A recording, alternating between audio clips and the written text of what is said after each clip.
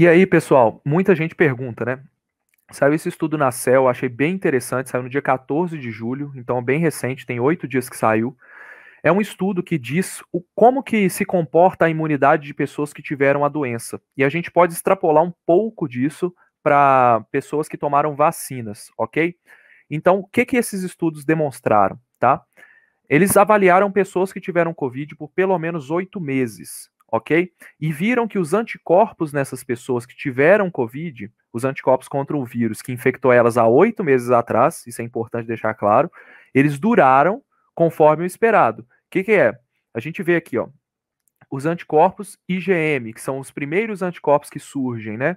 Devido a uma resposta mais inespecífica, uma resposta menos potente contra o vírus, surgem os anticorpos IgM. Eles dão um pico, caem rapidamente e depois de um tempo você quase não tem níveis detectáveis de anticorpos IgMs no corpo, tá? Já os anticorpos IgG, que demoram mais contra a proteína spike, eles demoram mais a ser formados, mas eles se formam e vão caindo lentamente. Eles viram que a meia-vida da queda, ou seja, o tempo que demora para cair pela metade a concentração desses anticorpos foi de 200 dias, ou seja, pouco mais de 6 meses aí, né? 6 meses e 20 dias. Então, isso é muito interessante, porque a gente vê que essas pessoas estão mantendo a resposta de anticorpos durante muito tempo, tá? Contra aquele vírus que infectou elas naquele momento. Importante citar isso, porque depois vão falar aí que eu estou falando que funciona a imunidade de rebanho, tá? É um conceito totalmente diferente. Não faz sentido você deixar as pessoas se infectarem, porque a imunidade delas vai durar a vida toda. Afinal, elas se submeteram a um risco altíssimo de morrer e ter sequelas da doença. Estratégia de imunidade de rebanho só funciona com vacina, em que você não tem risco tão grande de causar mal à pessoa. O benefício é muito maior, tá? E os anticorpos neutralizantes, ou seja, não os anticorpos que se ligam na proteína spike, mas que conseguem neutralizar o vírus, também aí se mantiveram durante os 8 meses. Isso é um achado muito legal. Outra coisa que me chamou a atenção nesse artigo aqui foi o seguinte: a gente vê a resposta de células T, tanto CD4 e CD8, que são células T do sistema imune. A CD4 é uma célula que ela ajuda o sistema imune a formar a resposta, e a CD8 é uma célula que elimina células que estão infectadas com vírus. Ambas as células, a resposta celular, ela também se manteve alta durante 8 meses. O que que isso indica? Indica que está se formando uma resposta de memória, porque são essas células que estão relacionadas também à resposta imune de memória, tá? E a gente também está vendo, olha que interessante, gente, células B. São células produtoras de anticorpos IgG contra a proteína spike. E essas células, elas aos poucos foram aumentando. Ou seja, elas não diminuíram. O que que é isso?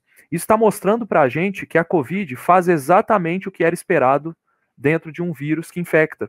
Tá? Ela não é um vírus diferente, ela não é um vírus mortal, ela não é um vírus assustador, tá? Ela é um vírus, sim, que causa um problema de saúde pública, mas ela não é nenhum vírus diferente ao ponto da gente perder, se desesperar com ele, tá? Então, dentro da ciência, a gente tem que ter esse tipo de discernimento, porque é preciso tomar decisões muito inteligentes, decisões sérias. E se a gente desesperar, entrar em pânico, a gente perde a razão muitas vezes. Então, o que a gente está vendo aqui é um efeito esperado. Eu vou explicar para vocês por que, que as células B, né, as células de memória, elas se mantêm ao longo do tempo. Deixa eu ver se.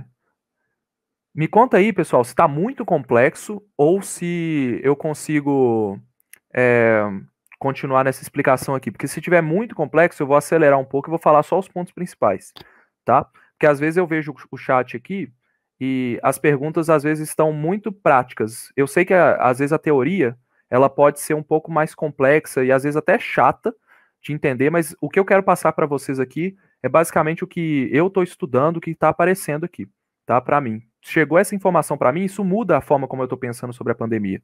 Por quê? Quando a gente vê que uma resposta imune de uma pessoa que teve Covid, ela está durando muito tempo, significa que se eu der um desafio para o sistema imune dela com vacina, é provável que essa resposta também dure. Ainda mais se eu der um segundo desafio com uma segunda dose da vacina.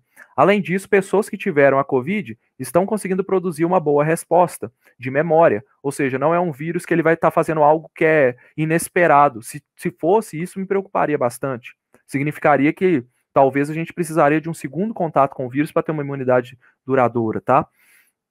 E importantíssimo sempre lembrar que isso é para aquele vírus. Então você está produzindo uma resposta específica contra o vírus que te infectou. Se surgir uma variante muito diferente daquela que te infectou, que tenha diferenças ali na proteína spike ou nas proteínas do nucleocapsídeo ali, talvez a sua resposta não seja tão boa. Isso explica por que pessoas se reinfectam pela Covid, tá?